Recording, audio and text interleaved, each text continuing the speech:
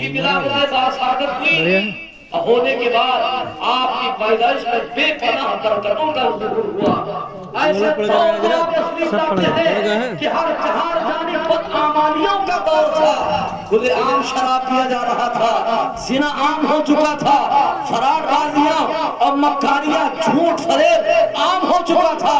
ایسے حالت میں سرکار غوث اعظم رضی اللہ عنہ تشریف لاتے ہیں، اور لانے کے بعد میں آتے ہی آپ نے شریعت مصطفیٰ پر عمل کر کے ایک فرائض کی ادائیگی کو پورے عالم اسلام پر واپس کر دیا اور بتا دیا جو نبی کا دیوانہ ہوتا ہے، جو نبی کا عاشق و پروانہ ہوتا ہے، اس کی زندگی ایسے ہی ہونی چاہیے۔ کیا بات ہے بے شک۔ حضرت سرکار غوث اعظم رضی اللہ عنہ کے بچپن کا زمانہ ہے، 5 سال کی عمر شریف ہے، آپ اپنے محلے کے بچوں کے ساتھ کھیلتے ہیں۔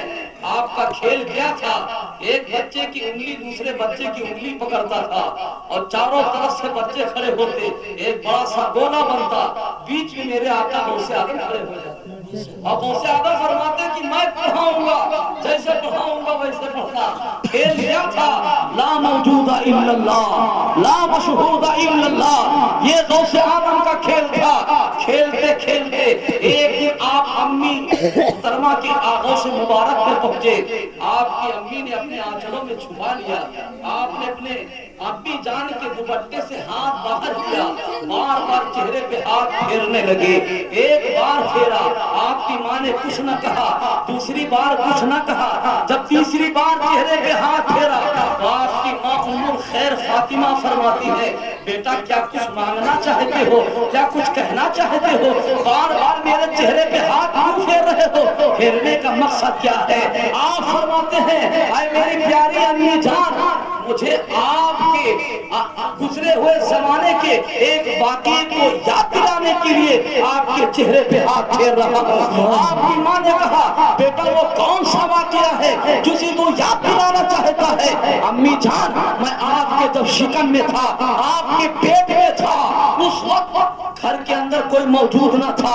ایک سائل آپ کے دروازے پہ آیا اور آنے کے بعد میں وہ اللہ کے نام پر بھیک مانگ رہا تھا، آپ نے ہاتھ بڑھایا اور پردے سے ہاتھ نکالا، آپ کے ہاتھ میں سونے کا کنگن تھا، آپ نے اپنے ہاتھ چمکتے ہوئے ہاتھ سے سائل کو بھیک دینا چاہا تھا، اور سائل نے جب دیکھا ہاتھ میں سونے کا کنگن ہے، نیت بدل گئی، پردہ ہٹایا، کمرے میں داخل ہو گیا، جب کمرے میں داخل ہوا تو امی جان آپ کمرے میں تنہا تھی، آپ کے سوا کوئی نہ تھا، آپ کبھی دائیں جانب بھاگتی تھی، کبھی بائیں جانب بھاگتی تھی، کبھی آپ اپنے آگے بھاگتی تھی، کبھی پیچھے بھاگتی تھی، آپ کے اوپر پسینہ اور فکر کا غلبہ طاری تھا۔ ایسے وقت میں بند کمرے میں ایک شیر نمودار ہوا تھا، ایک شیر ظاہر ہوا تھا۔ امی جان آپ کو یاد ہے وہ شیر جب ظاہر ہوا تھا تو اس شیر نے اس دانتوں کو پھاڑ کر رکھ دیا تھا، اس کو ہلاک کر دیا تھا۔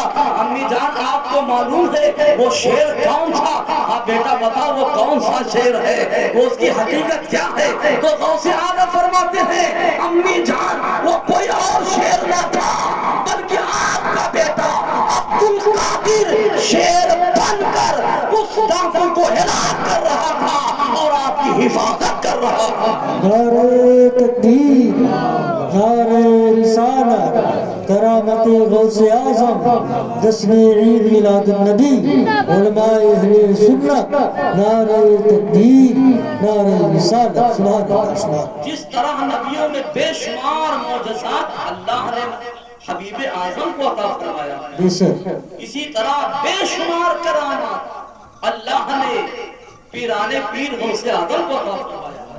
میرے آقا غوث اعظم خود فرماتے ہیں میں انسانوں ہی کا پیر نہ ہوں، انسانوں میں بھی پیر ہوتے ہیں، جناتوں میں بھی پیر ہوتے ہیں، فرشتوں میں بھی پیر ہوتے ہیں، الحمدللہ میں سب کا پیر ہوں۔ اسی کی ترجمانی میرے سرکار آدھو شریعہ فرماتے ہیں پیروں کے پیر آپ ہیں یا غوث المدد، پیروں کے پیر آپ ہیں یا غوث المدد، عالم کے دستگیر ہیں یا غوث المدد۔ حضرت سرکار غوث اعظم رضی اللہ عنہ بے شمار کرامتیں آپ کے دامن میں چھپی ہوئی ہیں۔ آپ کے بچپن کا حال یہ تھا کہ آپ کی ماں ام خیر فاطمہ فرماتی تھی کہ میں اپنے بچے کو دودھ پلا کر جھولے میں بستر پہ ڈال دیتی تھی اور دنیاوی کاموں میں مشغول ہو جاتی تھی۔ جب کام سے فارغ ہو کر بستر کے قریب جاتی تو کیا دیکھتی تھی؟ غوث اعظم تو بستر پہ آئی نہیں، دائیں دیکھتی، بائیں دیکھتی، پیچھے دیکھتی، چارپائی کے نیچے دیکھتی، مگر آپ نظر نہ آتے۔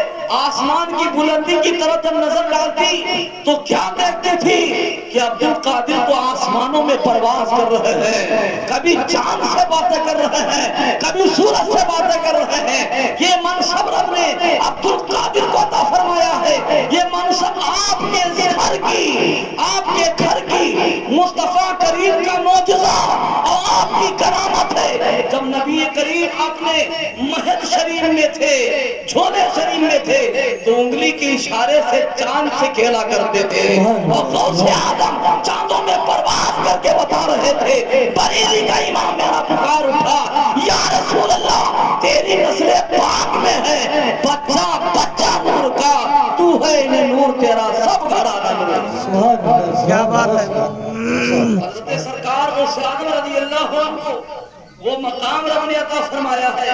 کیا فرماتے ہیں؟ اگر کوئی میرے نام کی محفل منعقد کرے اپنے گھر میں، اپنے آنگن میں، محلے میں، اور میرا ذکر کرے، میرا ذکر کر کے میرے رب کی بارگاہ میں میرے وسیلے سے دعائیں مانگے، تو سرکار غوث اعظم فرماتے ہیں کہ میرے وسیلے سے مانگی ہوئی دعا قبول ہو جاتی ہے۔ اور جس گھر میں میرا ذکر ہوتا ہے اس گھر کو میں بلا سے بچا دیتا ہوں۔ غوث اعظم اس گھر کی حفاظت کرتے ہیں۔ الحمدللہ حضرت سرکار غوث اعظم رضی اللہ عنہ کو اللہ نے وہ مقام منصب عطا فرمایا ہے۔ آپ بیک وقت کئی ہزار مقام پر خود حاضر ہو جاتے ہیں۔ عام اولیاء اللہ کے بارے میں فقہائے کرام فرماتے ہیں عام اولیاء اللہ ایک وقت میں 4000 مقام پر پہنچ سکتے ہیں۔ 4000 مقام پر ایک وقت میں پہنچ سکتے ہیں، اور وہ تو غوثوں کے غوث ہیں، وہ تو پیروں کے پیر ہیں، وہ تو شیخوں کے شیخ ہیں۔ آپ فرماتے ہیں نظر تو الى بلاد اللہ جمعا کخردلۃ علی حکم اتصالی۔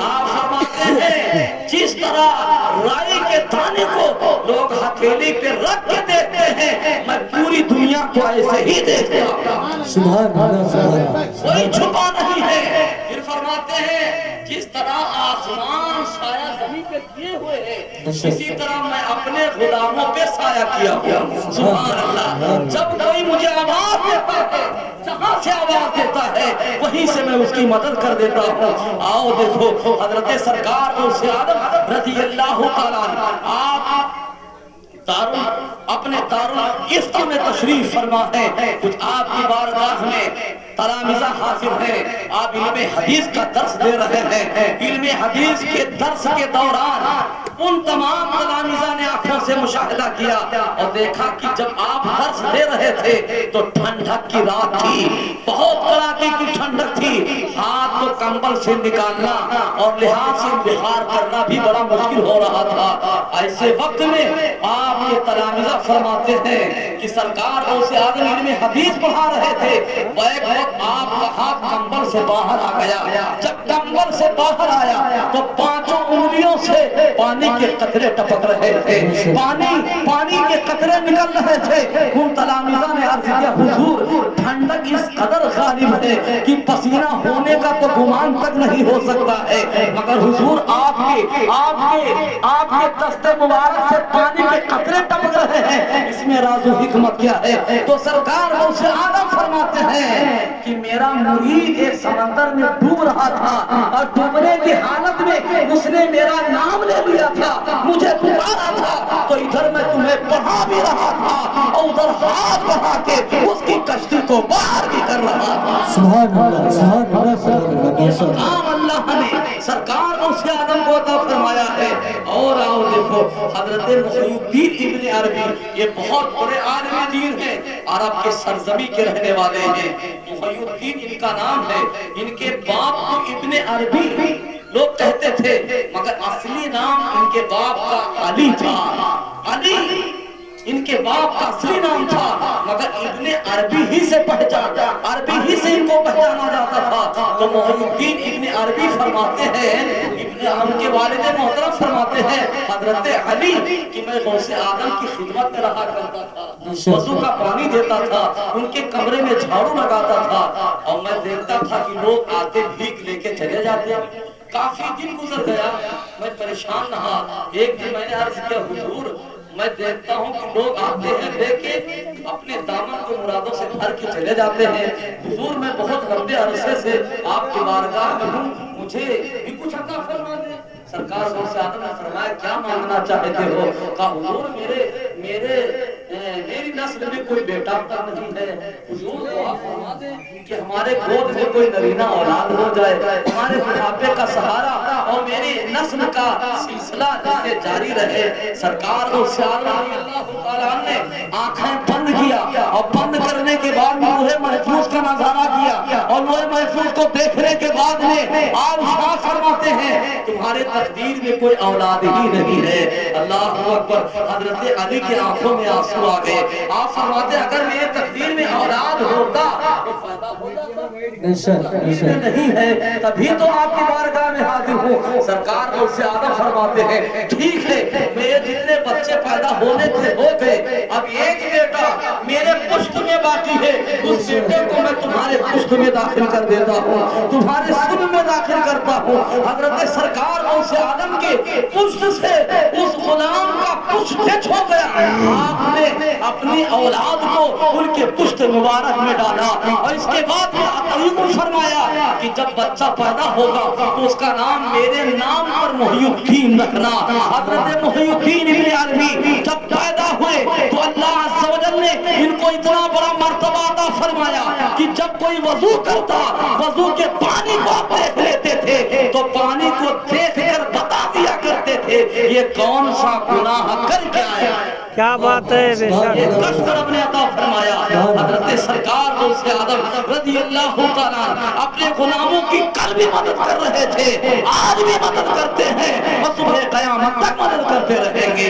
एक आखिरी बात आपसे अर्ज करूं, हजरत सरकार गौसे आदम रज़ियल्लाहु तआला की बारगाह में धोबी रहता था, जिसको फतवा फकीही मिल्लत में बड़ी वजाहत के साथ बयान किया गया है। हाँ, हजरत मुफ्ती जलालुद्दीन रहमतुल्लाह अलैह ने बयान किया है कि आपकी खिदमत में एक धोबी रहा करता था, उसका काम था कपड़ा धोता था, और कपड़ा धो के प्रेस करता, आपकी खिदमत में पेश करता, यहाँ तक कि उसका इंतकाल हो गया। जब उसका इंतकाल हुआ, कब्र में फरिश्ते आए और पूछा, मर रब का तेरा रब कौन है? तो वो धोबी कहता है, या गौस अल मदद, या गौस अल मदद। दूसरा सवाल हुआ, मर रब का तेरा दीन क्या है? और उसे जवाब देना चाहिए था दीन इस्लाम, मगर वो जवाब देता है, या अब्दुल कादिर गौसे आदम अल मदद। तीसरा सवाल होता है, मा कुंता तक़ूलु फी शान हाज़ा रजुल, मगर धोबी जवाब देता है, या गौसे आदम अब्दुल कादिर अल मदद।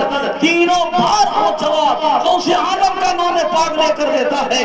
फरिश्ते हैरत इस्तिजाब में डूबे हैं, रब की बारगाह में अर्ज करते, परवरदिगार ये कैसा सवाल और कैसा जवाब है, जो मौला सवाल से बरअक्स जवाब है। आज तक किसी ने ऐसा जवाब नहीं दिया, ये बंदा जवाब दे रहा है जो मौला मेरे समझ से बाहर है। रब की रहमत सदा देती है। ऐ फरिश्तों, जिस बंदे ने मेरे अब्दुल कादिर की गुलामी को कबूल कर लिया हो, जिसके गुलामी का पट्टा अपने गले में डाल लिया हो, और उसकी मोहब्बत का चिराग अपने दिल में जला रहा हो, तो मैं उस बंदे को अपनी बारगाह में कबूल भी करता हूँ, और उसके तमाम गुनाहों को माफ भी करता हूँ।